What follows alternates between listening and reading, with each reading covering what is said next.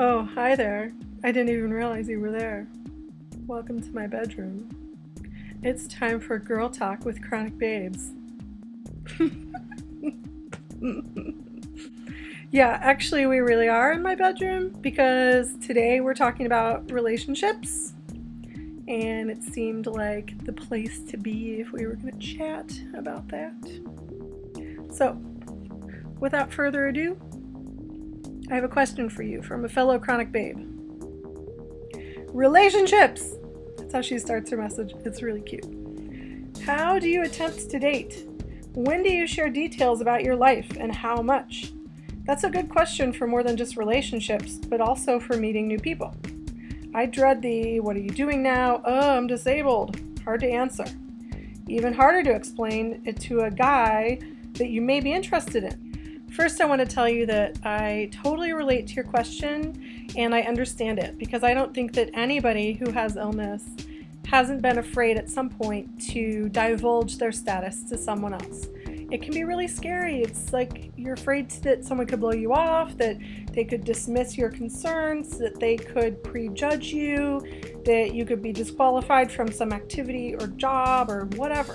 And that kind of behavior, I'm not going to kid you, it sucks mightily to be rejected. I think all of us watching this know this. This is not news. But I will tell you this. There are definitely good ones out there. And I'm spoiled that I can say this because I have a fantastic boyfriend. And I will tell you that I was straight up with him when we started dating. I told him right away what the deal was. I mean, I gave him the list of everything.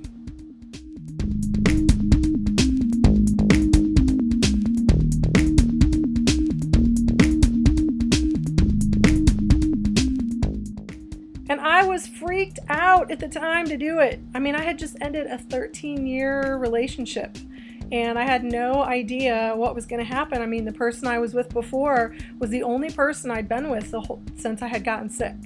So the idea of talking to someone new about all that stuff was really intimidating. But you know, he took it great. I mean, his response was basically, well, hey, you know, it doesn't look like this illness stuff has stopped you from doing what you want to do. So let's just play it by ear. You seem pretty awesome. I might be editorializing there a little bit. He said, like, there's no reason for this to be an issue. And I think if we have a good open line of communication and you let me know what's going on with you or what I can do better, different as things go on, you know, I think we'll be good. And he's right. I mean, the more honest and open I've been with him, the easier it's been. Now, I know that not everybody has this experience. I've definitely heard my share of horror stories. I've had friends who've told me they've been on a date and they explain their illness situation and the date is not thrilled, is questioning or dismissive, ends the date early, no goodnight kiss, no hand holding, nothing. And I'm here to tell you, you don't need that. You don't need a guy or a girl who treats you like that. That doesn't mean they're a bad person necessarily. It just might mean that they aren't ready for that kind of responsibility, or they're maybe too emotionally immature to try to understand what's going on with you, or maybe your timing and delivery was not the awesomeness when you told them. So we're going to talk about a couple of those ideas right now. So I have 3 different pieces of advice for you when it comes to sharing your illness status with a potential love interest. And so the first one is spill your beans when the time is right. That could mean just that you feel like it's right. It could be socially specific, like you're planning a dinner date with someone and you have some kind of food allergy or diabetes or something that affects your diet. You may need to say to someone, hey, I got some dietary restrictions, let's plan something else. Think about the timing, think about how it is right for you, how you're feeling, if you feel like it's the right time to be sharing that information, if you feel like it feels good to you to share it. That's what's really important. My second piece of advice is watch your delivery.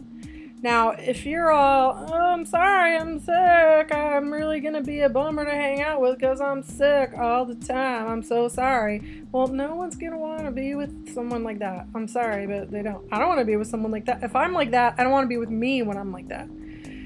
Never ever apologize for being sick, especially when you're just getting to know someone. You just tell them what the deal is, you know? So instead of being like, oh, Mom, I'm sorry. Be all, hey, you know, I got this thing, but it's really not that big a deal. I just felt like I should let you know. You know, full disclosure. So what looks good to you? Beef, shrimp, chicken? I mean, don't make a huge deal about it. I'm not saying that it's not a huge deal. I'm not saying that it's not important. I'm not saying they shouldn't take you seriously.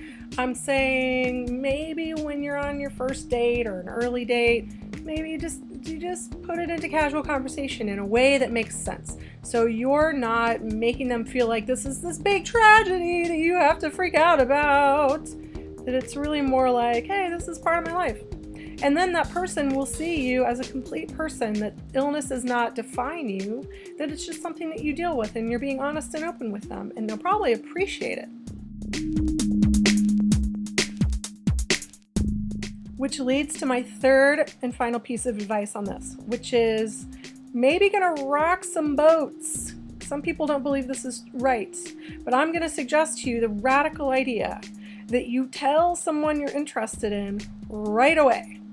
Like even when you're planning the first date, or even before you're planning a first date and you're at a party and you're meeting someone and it just comes up naturally in conversation, just be like, oh yeah, sometimes it's kind of frustrating because I got this illness and it keeps me from doing X, Y, Z, whatever.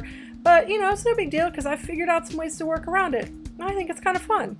Or however you want to say it, you know, everybody's got their own style, but throwing it out there right at the beginning will weed out the a-holes who can't handle it. Saying it right away in a cool, composed, you know, nonchalant kind of way will make sure that the people who just can't even handle the idea of you being sick are gone. That's good because you don't have time for those people. You are a busy, fabulous lady and you need to be with someone who can handle you. Just be real from the start. You will weed out the losers and you will keep the folks who are super awesome. The folks who will carry your groceries up a few flights of stairs because they love you. They love each and every bit of you, even the sick bits. In fact, there are people out there who might love you even more because they see how strong and awesome you are in spite of being sick. And those people are total winners in my book, and they are worth looking for.